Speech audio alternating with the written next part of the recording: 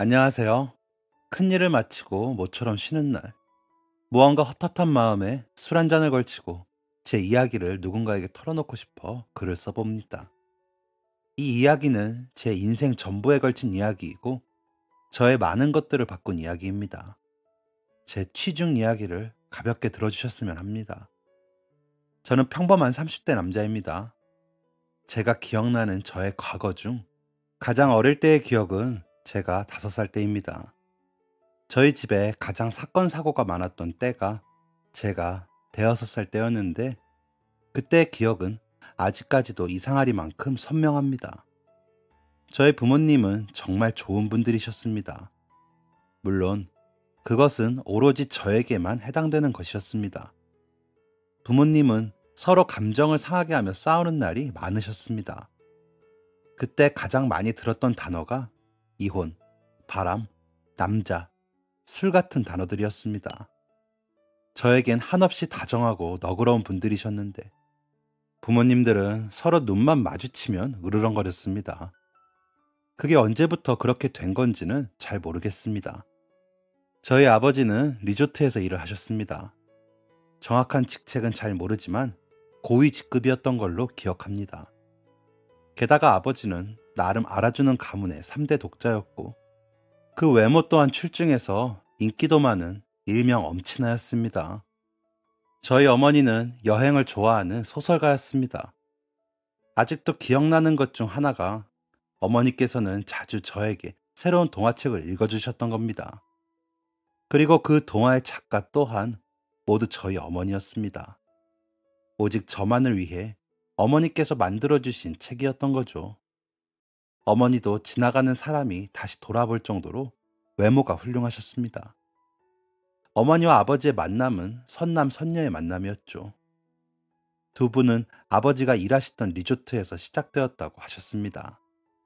어머니는 언제나처럼 여행을 하시다가 아버지가 일하시는 리조트에 가게 되었고, 그곳에서 작은 화재가 발생하면서 아버지와 어머니가 운명처럼 만나게 된 거였습니다. 그렇게 첫눈에 반했다고 하셨는데, 그게 그리 오래 가지는 못했나 봅니다.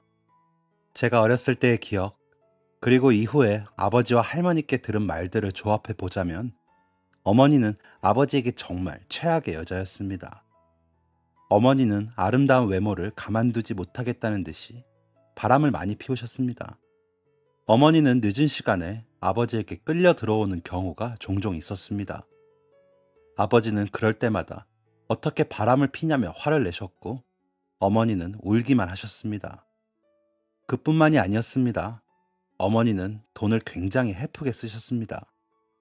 아버지의 집이 경제적으로 여유가 있고 아버지도 벌이가 좋으셔서 저희 집도 나름 풍족하게 살았는데 어머니는 그게 성에 안 차셨나 봅니다. 집에 좋다는 물건들을 하나둘 팔아버리셨습니다. 오밤중에 화장실에 가고 싶어서 잠에서 깨서 거실로 나왔는데 어머니가 불도 켜지 않은 채 주방에 있는 그릇들을 작은 박스에 옮기시는 걸 본 적이 있습니다. 제가 깜짝 놀라서 어머니를 쳐다보자 어머니는 두 번째 손가락을 입에 가져다 대면서 쉿 하셨습니다. 어머니는 저에게 거짓말까지 시키며 도둑질을 하신 겁니다. 소설가라는 저의 어머니는 글도 쓰지 않으셨습니다. 그저 아버지가 마련한 집에 살면서 아버지가 벌어온 돈으로 생활하고 남자를 만나러 다니는 것이 전부였습니다. 그러면서도 저에겐 세상에 둘도 없는 사랑을 주는 어머니였습니다. 어머니랑 가끔 동네에 돌아다니면 사람들은 어머니를 가리키며 이렇게 수군거렸습니다. 남자의 미친년, 집안 말아먹을 년, 자식까지 버리는 년, 죽일 년. 아주 어린 나이였지만 저도 속으로 어머니는 나쁜 사람이라는 생각을 하고 있었던 것 같습니다. 많이 상처를 받았었나 봅니다. 어머니는 가끔 아버지 몰래 가출을 하기도 했습니다. 보통 아버지와 크게 다툰 날이거나 할머니가 집에 오신 날에 그러셨습니다. 하지만 그럴 때마다 아버지 손에 이끌려 다시 집에 들어오셨죠. 그런 날 밤은 아주 시끄럽게 싸우셨습니다. 어머니는 목이 쉴 정도로 소리를 지르고 아버지도 이에 질세라 악을 지르셨습니다. 이런 날이 반복되다가 어느 날부터 어머니는 더 이상 돌아오지 않게 되십니다. 저는 그날이 아직도 선명하게 기억이 납니다. 7살 때였습니다. 새로운 유치원을 다닌 지 일주일 정도가 되었을 때였습니다. 유치원이 끝나고 집에서 과자를 먹으며 제가 제일 좋아하는 만화 영화 비디오를 보고 있었습니다. 어머니께서 급하게 짐을 챙기시더니 제 옆에 앉아서 한참 동안 저를 쳐다보셨습니다. 그리고 나지막히 이 한마디를 하고 떠나셨습니다. 그래도 너한테는 좋은 아빠잖아. 대수롭지 않게 여겼습니다. 초등학교 안 간 그 어린아이가 뭘 안다고. 어머니께서 또 아버지한테 잡혀오시겠구나 생각했습니다. 내일 오시려나. 이번엔 내일 모레. 이 정도로 생각했습니다. 그건 아버지도 마찬가지였나 봅니다. 늦은 밤 퇴근 후 집에 오니 혼자 남은 저를 보고 또 라고 하셨습니다. 어머니의 가출이 무뎌지신 건지 분노에 거친 숨소리 대신 깊은 한숨만 내뱉으셨습니다. 그리고 곧장 어딘가로 전화를 거셨고 아버지는 옷을 갈아입으셨습니다. 잠시 뒤 할머니가 집에 와서 제가 잘 준비를 해주셨고 아버지는 어머니를 찾으러 나가셨습니다. 그런데 이번엔 이상하게 너무 오래 어머니가 돌아오지 않으셨습니다. 일주일, 2주일, 한 달이 되어도 어머니는 오지 않으셨습니다. 이번에도 쉽게 어머니를 찾을 줄 아셨던 아버지는 갈수록 조급해하는 게 눈에 보였습니다. 퇴근 후에는 재빠르게 옷을 갈아입고 나가셨고 아예 집에 새벽에 들어오시는 날도 있었습니다. 그렇게 2달이 지나니 아버지는 체념을 하셨습니다. 그리고 한동안은 술만 드셨습니다. 가끔 친척들도 집에 와서 아버지랑 같이 술을 마셔주었고 저는 할머니가 돌봐주셨습니다. 궁금한 건 물어봐야 하는 나이였던 저는 할머니께 물어봤습니다. 할머니, 우리 엄마 왜 안 와요? 아가, 잘 들어라. 내 어미 이제 안 온다. 네 버리고 간겨. 버려요? 엄마가요? 그려, 그 고약한 것이 아주 남자에 미쳐서 널 버린겨. 이 어린 것이 뭘 안다고. 이 쬐깐한 걸 어찌 두고 떠난대. 어휴, 망할 것. 네 애비는 또 어쩐디야. 어휴. 할머니는 주름진 이마를 구기며 혀를 찼습니다. 저는 그렇게 엄마 없는 아이가 되었습니다. 어머니가 저를 떠날 때까지만 해도 머릿속에 어머니를 떠올리면 마음이 편안하고 따뜻해졌습니다. 하지만 어머니가 떠난 후 제 마음은 차게 식어갔습니다. 나를 버렸다는 것에 대한 서운함, 아버지가 아닌 다른 남자를 사랑한다는 충격, 도둑질까지 하는 사람이라는 혐오 등등 여러 가지가 제 마음에 쌓여 있었습니다. 그동안 어머니가 했던 행동들이 잘못된 것이라는 걸 점점 크면서 깨닫게 되자 어머니에 대한 마음은 증오로 바뀌었습니다. 어머니가 떠난 후 저는 아버지 그리고 할머니와 함께 살게 되었습니다. 아버지는 일 때문에 많이 바쁘셔서 대부분의 시간을 할머니와 지냈습니다. 그런데 어머니가 떠난 지 3달쯤이 지난 무렵부터 집으로 의문의 전화가 걸려오기 시작했습니다. 전화벨이 울려서 전화를 받으면 상대는 아무 말도 하지 않고 제 목소리를 듣기만 했습니다. 그런 일이 여러 번 반복되다가 어느 날은 할머니가 제 손에 든 수화기를 빼앗아 갔습니다. 이 망할 거사, 여기가 어디라고 자꾸 전화질이여. 남편이며 자식 새끼며 다 버리고 떠났으면 그만인 거지. 뭘 어쩌라고 전화를 거는 거요? 이 죽일년, 이 망할년, 이 천벌을 받을년. 다시는 전화하지 말어. 저희 할머니는 평소에도 여장부같이 터프한 성격이시지만 저렇게 욕을 하는 사람은 딱 한 명 있었습니다. 바로 저희 어머니였습니다. 저는 그동안의 전화가 어머니라는 것을 그제서야 알아차렸습니다. 할머니가 한바탕 욕을 하고 난 후 한동안 잠잠하던 전화기가 일주일 만에 울렸습니다. 저는 재빠르게 전화를 받았습니다.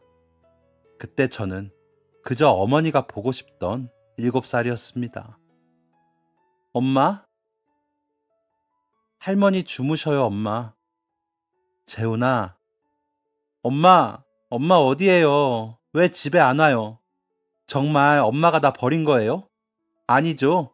엄마 다시 오시는 거죠? 재훈아, 유치원은 다녀왔어? 네, 오늘은 영어 수업했어요. 율동도 배웠는데 엄마 보여줄게요. 저 이제 영어도 잘해요. 이거도 엄마한테 보여줄게요. 그러니까 이제 집에 오면 안 돼요? 엄마, 보고 싶어요. 재훈아, 엄마가, 엄마가 또 전화할게. 엄마, 끊지 마요. 엄마! 수화기 넘어 어머니의 목소리는 떨리고 있었습니다. 그게 우는 소리인 건지, 긴장이 되어 떨리는 건지, 뭔지는 저는 알 수 없었습니다. 그렇게 가끔 엄마와 통화를 했습니다. 한 달에 한 번쯤요. 처음엔 그 전화가 너무 간절하고 애틋해서 전화기를 붙잡고 울거나 하루 종일 그 앞에 앉아 있던 적도 있었습니다. 하지만 어머니에 대한 배신감이 커질수록 그 전화도 달갑게 느껴지지가 않았습니다. 만나러 오지도 않을 거, 왜 이렇게 전화만 하는 건가? 나를 놀리는 건가? 하는 생각까지 들었습니다. 그러던 어느 날, 수화기 너머의 주인공이 내 앞에 나타났습니다. 초등학교 5학년 때였습니다. 한창 친구들이 좋고 싸움도 많이 하고 친구들끼리 나쁜 말도 쓰며 반항심도 슬슬 시작되던 나이였죠. 급식을 재빠르게 먹고 축구를 하러 나가려는데 담임 선생님이 저를 찾으셨습니다. 왜요, 선생님? 저 축구하러 가야 하는데요. 재훈아, 지금 학교 앞에서 엄마가 기다리신대. 엄마요? 응. 집에 무슨 일 있니? 가방 챙겨서 나오라고 하시던데. 담임 선생님은 저희 어머니가 집을 나간 걸 모르셨습니다. 제 가정사를 알아야 할 만큼 제가 눈에 띄는 아이도 아니었고, 법적으로 저희 어머니와 아버지는 이혼한 상태가 아니었기도 해서 할머니께서 아버지 앞길을 망친다며 그 사실을 아주 꽁꽁 숨기셨거든요. 저는 일단 선생님 말씀대로 가방을 챙겨서 나갔습니다. 운동장을 뛰어다니는 수십 명의 아이들을 지나 정문 근처에 다다랐을 때 문 너머로 어머니가 보였습니다. 5년이 지났지만 어머니는 그대로였습니다. 그냥 제 엄마의 모습이었습니다. 어딘가 초조해 보이던 어머니는 저를 보자마자 두 손을 꼭 모았습니다. 어머니는 금방이라도 울 것 같은 얼굴로 두 팔을 벌렸습니다. 가증스러웠습니다. 이미 어머니에 대한 그리움, 애정, 사랑 같은 건 차게 식은 지 오래였습니다. 비 오는 날 다른 엄마들이 우산이 없는 친구들을 데리러 올 때, 학원 버스를 내리면 친구의 엄마가 기다리고 있을 때, 엄마 아빠와 다정하게 외식을 하는 친구들을 볼 때 등 그 어떤 순간도 어머니를 그리워하지 않았습니다. 이미 너무 어렸을 때부터 저에게 엄마는 없었으니까요. 저는 팔을 벌린 어머니의 품으로 가지 않았습니다. 뭐야, 여긴 왜 왔어? 버리고 갈 때는 언제고? 꺼져버려. 난 아빠랑 할머니랑 잘 살고 있는데 왜 찾아와? 나를 어딜 데려가려고? 바람 피우고 도둑질한 주제에 왜 오냐고? 가, 이 멍청한 엄마야. 저는 악을 쓰고 핏줄이 터져라 소리를 질렀습니다. 어머니는 충격을 받으신 듯 했습니다. 두 손으로 입을 틀어막고 눈물을 줄줄 흘리셨습니다. 죄책감 같은 건 하나도 없었습니다. 그땐 제 말이 모두 맞는 줄 알았으니까요. 전 다시 교실로 들어갔고 어머니는 그 이후로 전화조차 하지 않았습니다. 그렇게 세월이 흘렀습니다. 저는 할머니와 아버지의 사랑을 받으며 자랐습니다. 정확히는 거의 할머니 사랑만 받았습니다. 아버지는 일을 하지 않는 쉬는 날에도 뭐가 그리 바쁘신지 집에 잘 계시지 않았습니다. 아예 집에 들어오지 않는 날도 있으셨고요. 그래도 저에 대한 지원은 아낌없이 해주셨던 아버지 덕에 주말에도 심심하지 않게 보낼 수 있었습니다. 학원에 갔거든요. 평일엔 학교 끝나고 학원 가서 공부하고 주말엔 학원에서 또 하루 종일 공부하다 보니 고등학생이 되었을 때 저는 꽤 공부를 잘하는 아이가 되어 있었습니다. 전교 10등 안에 들며 고등학교 입학을 했죠. 특별한 계기가 있었던 건 아닌데 그냥 어릴 때부터 경찰이 하고 싶었습니다. 남자라면 한 번쯤 꿈꾸었을 경찰, 소방관, 과학자, 이런 꿈이 돌고 돌다가 다큐 프로그램에 나오는 경찰을 보고 경찰을 할까 막연하게 생각했습니다. 그런데 커서 보니 제가 체격이 다부지거나 싸움을 잘한다거나 오래 달리기를 잘 하지 않더라고요. 경찰이나 소방관은 힘들겠다고 느끼고 다른 직업을 찾아봤습니다. 검사라는 직업이 있더라고요. 경찰처럼 나쁜 사람을 잡는데 뛰어다니거나 싸울 일도 없고 하루에 수천 장, 수만 장의 기록을 본다는 게 매력적으로 느껴졌습니다. 그렇게 고등학교 1학년 때의 꿈이 검사가 되었습니다. 그리고 그로부터 15년이 지난 지금 저는 정말 검사가 되었습니다. 그리고 정확히 1년 전에 첫 사건을 맡았습니다. 그 사건이 저의 모든 것을 바꿔놓았죠. 제가 맡았던 사건은 폭행 사건이었습니다. 그런데 그 피해 대상이 어린 중학생이었습니다. 상대는 20대 초반의 대학생이었고요. PC방에서 일어난 작은 다툼이 커져서 폭행까지 이르게 되었고 결국 피해 학생의 왼쪽 다리가 부러진 사건이었습니다. 수사할 당시에 가해자들이 굉장히 협조적이어서 첫 사건으로 막기 수월할 거라며 바로 윗선배가 응원을 해줬는데 막상 재판 당일이 되니 가해자들은 전혀 협조적이지 않았습니다. 피해 학생 얼굴을 보니 다시 화가 치민다며 사전에 인정했던 부분들도 부정하며 재판에 혼란을 주었습니다. 덕분에 수월하게 끝날 수 있던 재판이 계속해서 길어졌습니다. 그때 누군가 소리를 쳤습니다. 피해자의 어머니였습니다. 니들이 내 아들 때렸잖아. 저기 CCTV에도 나와 있고 증인도 이렇게 많고 무엇보다 내 아들이 저렇게 다쳤잖아. 이 천벌 받을 것들. 니들이 뭔데 내 아들을 때려? 니들은 부모도 없니? 그렇게 배웠어? 니들보다 6살이 어려. 니들보다 덩치도 훨씬 작고 이런 데에 오지 않아도 될 만큼 착하고 어린애라고. 이 못된 것들. 어디서 감히 내 아들을 저꼴로 만들어놔? 왜 내 아들한테 상처를 주냔 말이야. 바로 판사님이 제지를 했지만 덕분에 조금 어수선했던 재판의 분위기가 잡히기는 했습니다. 피해자 어머니의 말대로 CCTV에도 찍혔고 증인들도 있어서 재판은 더 미뤄지지 않고 그날 바로 판결이 나왔습니다.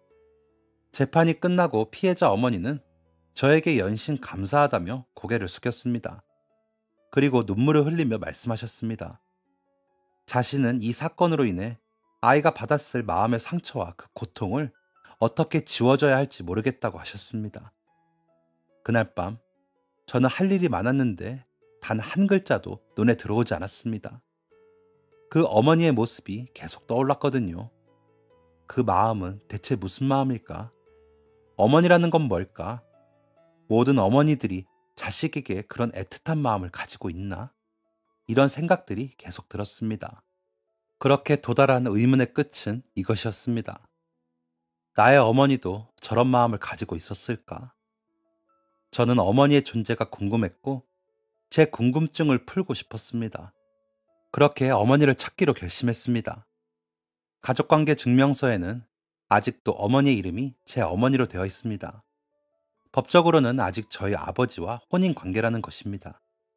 아버지는 이것도 싫어하셨죠. 다른 여자랑 결혼 못하게 발목을 잡는 것이라며. 구청에 가니 너무 쉽게 저희 어머니의 주소를 알려주더군요. 저는 곧장 어머니를 찾으러 갔습니다. 제가 어릴 적부터 계속 살던 곳은 서울이었는데 어머니는 훨씬 먼 지방에 계셨습니다. 어머니의 고향이 그쪽이었나 생각해봤지만 아니었던 것 같습니다. 아무 연고도 없는 곳을 왜 갔을까? 설마 할머니 말씀대로 남자 때문에 그랬나? 하는 수많은 생각을 가지고 기차에 올랐습니다. 가는 내내 어머니에게 뭐라고 하면 좋을지 인사를 연습했습니다. 안녕하세요. 아들입니다. 엄마, 저에 대한 애틋함이 있나요? 있었나요? 잘 지내셨나요? 왜 저를 버리셨어요? 너무나 많은 질문들이 머릿속에 가득했습니다. 저는 그때까진 제 마음속엔 어머니에 대한 증오만이 가득하고 정이라는 건 아주 조금도 없는 줄 알았습니다. 그런데 만나서 할 인사를 연습하는 절 발견하자 그것이 미련 또는 원망에 가깝다는 걸 알게 되었습니다. 그건 정이 없으면 생길 수 없는 감정이죠. 저는 이런 마음을 애써 부정했습니다. 어쨌든 어머니는 나를 버리고 도망간 나쁜 사람이었으니까요. 이런저런 복잡한 생각을 하다 보니 어느새 저는 어머니의 집 앞에 도착해 있었습니다. 공동 현관도 없는 층이 낮은 오래된 아파트였습니다. 어머니 집 현관 앞에서 1시간을 서성이다가 벨을 눌렀습니다. 정말 숨이 멎는 줄 알았습니다. 초인종이 얼마 울리지 않고 멈췄습니다. 누구세요? 저, 저, 저기, 여기가 이미자식 댁 맞나요? 누구신데요? 아닌가요? 맞는데, 누구세요? 무슨 일 때문에 그러시죠? 저기요, 이미자 씨를 만나려고 왔는데, 그러니까 누구신데요? 그러니까, 머릿속이 새하얘졌습니다. 어떤 대답이 적절할까 수만 번을 고민하다가 결국 내뱉은 건 제 이름이었습니다. 김재훈이요. 대답이 없었습니다. 그리고 곧바로 문이 벌컥 열렸습니다. 엄마였습니다. 제 머릿속에 엄마의 기억은 하나도 없었습니다. 분명히 그랬는데 그냥 제 앞에 있는 사람은 어머니였습니다. 어머니는 눈시울이 붉어져 있었고 문 손잡이를 잡은 손이 떨리고 있었습니다. 재훈아, 재훈아, 여길 어떻게? 일단 들어와. 들어와서 얘기하자. 눈물을 흘리는 어머니를 따라 저도 울 뻔했습니다. 저는 울음을 꾹 참고 고개를 끄덕이며 따라 들어갔습니다. 집안은 생각보다 더 허름했습니다. 깔끔하고 정리정돈이 잘 되어 있었지만 건물 자체가 오래되어서 그런지 창틀의 색도 바랬고 여기저기 곰팡이가 피어 있었습니다. 어머니는 급히 물 2잔을 식탁으로 가져오셨습니다. 궁금한 게 많은 눈빛이었습니다. 어떻게 여기 온 거야? 어떻게 왔어?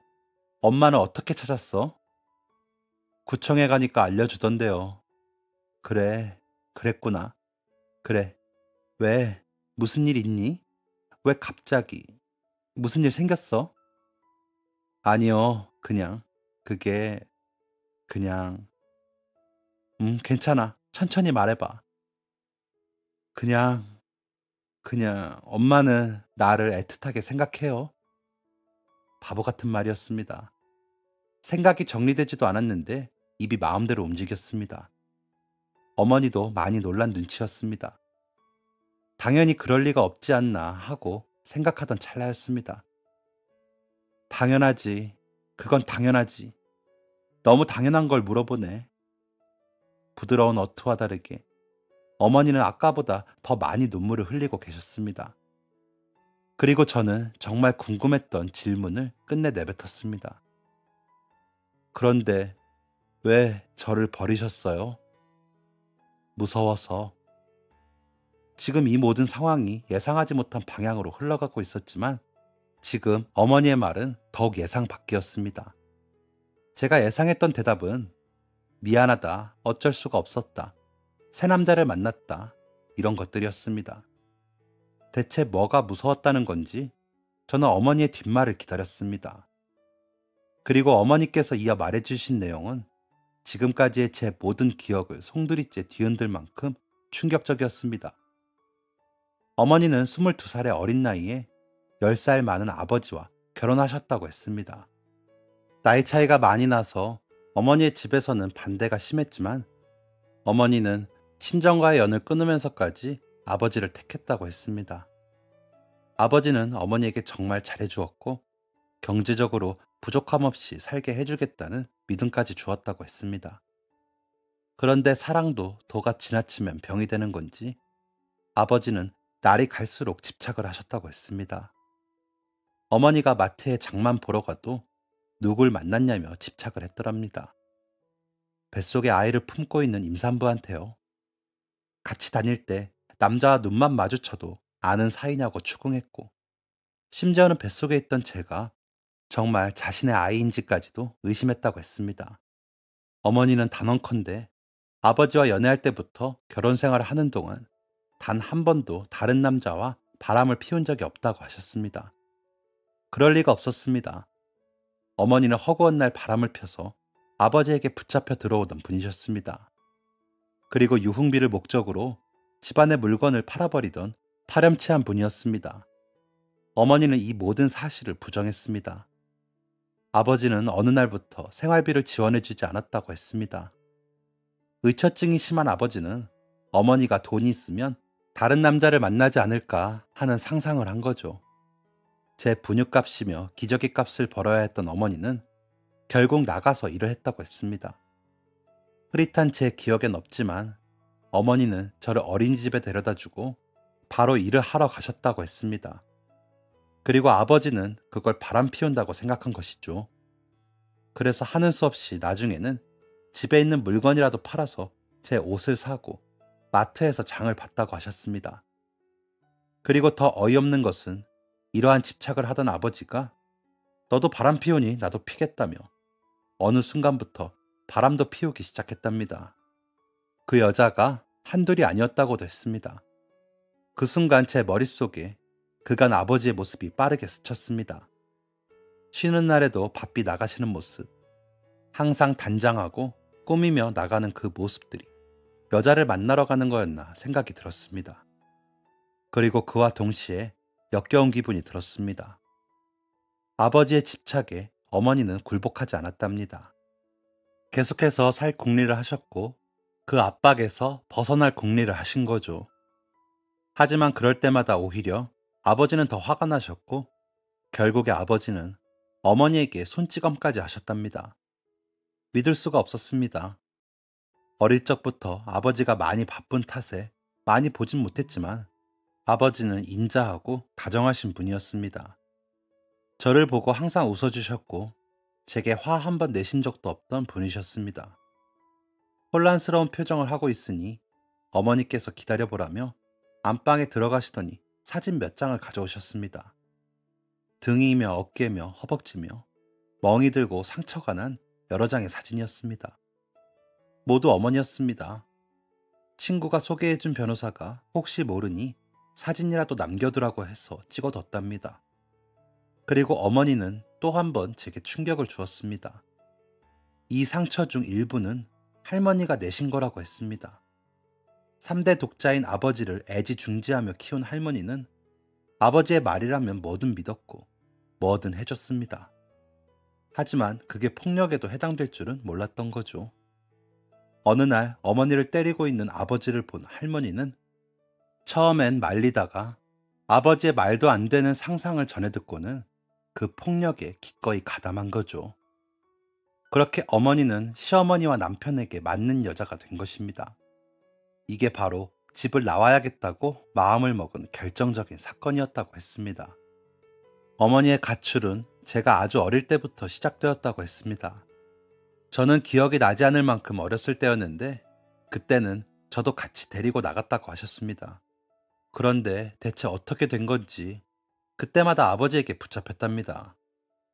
나중에 알고 보니 아버지가 동창이며 사촌이며 아는 사람에겐 모조리 다 전화를 걸어서 저를 찾아 나섰다고 합니다. 그것도 한두 번이지 더 나중엔 일명 흥신소 사람들에게 돈까지 줘가며 어머니를 찾아냈다고 했습니다. 어머니는 대체 어디까지 찾아내나 보자 하는 생각으로 우선 저를 두고 거처를 마련하려 계속 가출을 시도했다고 했습니다. 친정 부모님과도 연락이 끊겨 도움을 청할 곳이 없었는데 그런 어머니를 딱하게 여겨 도와주신 분이 있었다고 합니다. 한때 잠시 같이 일을 했던 국밥집 사장 아주머니였는데 지방의 성당의 수녀님들과 함께 지낼 수 있게 자리를 마련해 줄 수 있다고 하신 거죠. 어머니는 더 기댈 곳도 더 갈 곳도 없어 제안을 수락했다고 했습니다.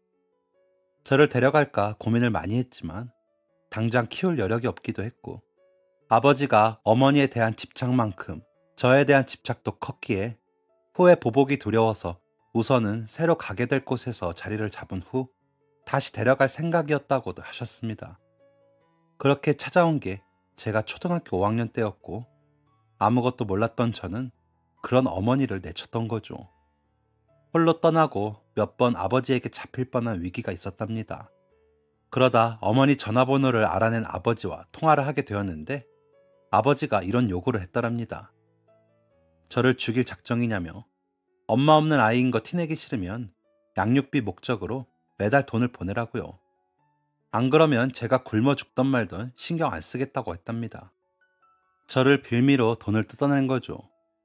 어머니 형편에 말도 안 되는 금액이었지만 어머니는 혹여나 저도 어머니처럼 당하고 살까 무서워서 매달 돈을 보냈다고 합니다.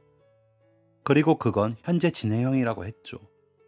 불과 며칠 전에도 돈을 보냈다고 했습니다. 제가 지금까지 아버지에게 지원을 잘 받으며 자랐다고 생각한 게 알고 보니 저희 어머니의 돈이었던 거죠. 그렇게 아버지는 저를 빌미 삼아 무기로 사용했고 어머니는 제게 돌아올 수도 저를 완전히 떠날 수도 없이 아버지의 손아귀에서 벗어나지 못하고 계셨던 거죠. 어머니는 이 일 저 일 하시다가 지금은 백화점 청소 일을 하고 계신다고 하셨습니다. 너무 속상했습니다. 가슴이 미어 터진다는 말이 이런 거구나 싶더라고요. 이 사실을 왜 몰랐을까? 우리 아버지와 할머니는 왜 내 기억을 왜곡했을까? 너무 무섭고 억울하며 분노가 차올랐습니다. 그리고 이 현실을 바로잡고 싶었습니다. 아버지에게 사과를 받던, 당당하게 이혼을 요구하던, 소송을 걸던, 평생 도망만 다니는 어머니의 인생을 다시 고쳐주고 싶었습니다. 엄마, 아버지한테 가요. 가서 제대로 이혼 요구하고 사과도 받고 할머니한테도요. 어머니의 손이 덜덜 떨렸습니다. 아마 생각만으로도 무서우신 것 같았습니다. 어머니는 한참을 고민하시다가 이제 세월이 많이 흘렀으니 괜찮겠지 하며 알겠다고 하셨습니다. 며칠 뒤 어머니께서 서울로 올라오셨습니다. 저는 아버지 할머니께 미리 말씀드리지 않았습니다. 혹여나 말하면 저한테 핑계를 댈까봐 아니면 어떤 흔적을 찾아 어머니를 먼저 찾아가 해코지를 할까봐 말을 하지 않았습니다. 대신에 저녁 식사를 하자고 사전에 미리 말씀드려서 아버지와 할머니가 밖에 못 나가도록 했죠. 어머니와 약속한 시간이 되자 초인종이 울렸습니다. 인터폰을 본 아버지의 몸이 그대로 굳었습니다. 그리고 아버지는 곧 작게 에이씨 하고 속삭였습니다. 저는 먼저 현관으로 가서 문을 열었습니다. 어머니가 쭈뼛거리며 안으로 들어왔습니다. 떨리는 손으로 이혼 서류 같은 봉투를 꼭 쥐고 계셨습니다. 너 뭐야? 너 뭐야?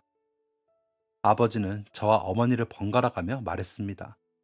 당황과 분노가 섞여 보였습니다. 할머니도 놀라셨는지 아무 말씀 안 하고 계셨습니다. 아버지, 저 엄마한테 다 들었어요. 아버지가 그동안 했던 짓 다 들었다고요. 뭐? 듣긴 뭘 들어? 재훈이 너 설마 저 미친 여자가 하는 말 믿은 거야? 참나, 똑똑한 녀석인 줄 알았는데 그런 거짓말에 휘둘려? 아버지랑 할머니가 폭행했던 증거들도 다 있어요. 잡아댈 생각하지 마시고 이제 그만 엄마 놓아주세요. 제대로 사과하시고 이혼 서류에 도장 찍어주세요. 더 이상 돈 뜯어내지 마시고요. 폭행? 참나, 그거 저 미친년이 자해한 거야. 지 혼자 쇼하는 거라고. 그리고 뭐? 돈? 우리 집에 있는 거 팔아먹은 게 얼만데 내가 그 정도도 못 받냐? 아버지는 당황한 것도 잠시 태연하게 거짓말을 하더라고요. 그러자 어머니께서 떨리는 목소리로 말씀하셨습니다. 당신이 나 때렸잖아. 그리고 당신이 생활비 안 주니까 어쩔 수 없이. 안 닥쳐? 여기가 어디라고 와서는 남편이 얘기하는데 따박따박 대들어? 처음 보는 아버지의 모습이었습니다. 흰자가 잔뜩 충혈되어서 목에 핏줄까지 세우며 화를 내시더라고요. 그 모습이 저조차도 두려워서 심장이 쿵쾅쿵쾅 뛰었습니다. 나 당신한테 더 이상 돈 못 줘. 이제 재혼이 잘 사는 거 보게 되었는데 더 줄 이유 없어. 돈 돌려달라고 안 할 테니까 서류에 도장만 찍어줘. 뭐? 돈 못 줘? 참나. 야, 내가 너 입히고 먹이고 살게 해줬는데 그것도 못 줘? 넌 니네 시어머니 생각도 안 하냐? 저 노인네 다 늙어서 네 새끼 키워줬는데 노후자금도 못 줘? 재훈이는 당신이 키웠어야지 당신이 아빠잖아. 나는 어머니가 키우는 것도 몰랐고 바라지도 않았어. 솔직히 어머니가 나한테 해준 게 뭔데? 결혼할 때 욕만 먹었고 10원 한 장 안 보태주셔서 내가 그동안 모아놨던 돈 다 털어서 이 집도 마련한 거였어. 뭐? 2년 진짜 이기적이네. 너만 보탰냐? 나도 보탰어. 그리고 이 집 4명이야. 당신이 그렇게 하자고 우겼으니까 그렇지. 그래, 보태긴 보탰지. 쥐꼬리만큼. 그 해픈 씀씀이 연애할 때 알아봤어야 했는데 그 정도로 돈이 없을 줄은 몰랐지. 알았으면 애초에 당신이랑 결혼 안 했어. 뭐 이 미친년이 보자 보자 하니까. 아버지를 말릴 새가 없었습니다. 높게 뻗은 아버지의 손은 순식간에 어머니의 뺨을 내리쳤고 아버지에 비해 한없이 작은 어머니는 그대로 쓰러지셨습니다. 그런데도 화가 풀리지 않았는지 아버지는 쓰러진 어머니의 다리를 밟았습니다. 이 미친년이 말 잘 듣다가 왜 지랄이야 지랄이? 어디서 대들어 이 하늘 같은 서방한테. 죽어. 그냥 죽어. 저는 제가 몰랐던, 아니 철저히 숨겨왔던 아버지의 악마 같은 모습을 보자 더는 참을 수가 없었습니다. 어머니를 무자비하게 공격하는 아버지를 저는 강하게 밀어냈습니다. 이 상황을 정리할 수 있는 사람은 저뿐이었습니다. 저는 거실 한쪽에 숨겨두었던 핸드폰을 꺼내 들었습니다. 혹시 증거가 필요한 순간이 있을까 싶어 동영상 녹화를 했는데 이게 유용하게 쓰일 차례였죠. 혹시나 하는 생각에 켜둔 건데 다행이네요. 아버지, 항상 저 똑똑하다고 자랑스러워하시고 좋아하셨죠? 네, 저 똑똑합니다. 아주 똑똑하게 이번 사건 맡을 거예요. 법정에서 뵐게요. 엄마, 가요. 저는 그대로 어머니를 모시고 집에서 나왔습니다. 그리고 이혼 소송과 동시에 폭행까지 얹어 아버지를 상대로 소송을 걸었습니다. 지금까지 어머니께서 아버지에게 돈을 보냈네요. 아주 오래전이지만 아버지와 나누었던 문자, 결정적으로 폭행 동영상까지 모두 모았습니다. 몇 달간의 싸움 끝에 어머니는 승소할 수 있었고 어머니는 위자료와 재산 분할까지 받을 수 있었습니다. 그리고 재판을 준비하다가 알게 된 건데 아버지께서 리조트 법인카드로 유흥을 즐긴 사실이 있더라고요. 그것도 아주 오래전부터 아주 많이요. 그래서 현재 저는 아버지를 상대로 배임죄를 물으려 재판을 준비하고 있습니다. 그동안의 판례를 살펴본다면 몇 년간 징역을 살 것 같습니다. 한때 저를 사랑했던 아버지지만 이제 아무 상관도 없습니다. 도망다니고 숨어 지낸 어머니의 그간 인생에 비하면 그깟 몇 년 징역살이쯤은 너무나도 약한 것이니까요. 현재 저는 어머니와 단둘이 살 전셋집을 구해서 살고 있는 중입니다. 어머니는 오래전 아버지에게 맞은 후 제대로 치료를 받지 못해 허리를 치료하러 병원에 다니고 계십니다. 저는 어머니께서 다 나으실 때까지 그리고 그 후에도 쭉 어머니를 보살필 생각입니다. 그건 너무나도 당연한 것이니까요. 지금까지 못했던 효도 어머니가 질리실 정도로 할 생각입니다.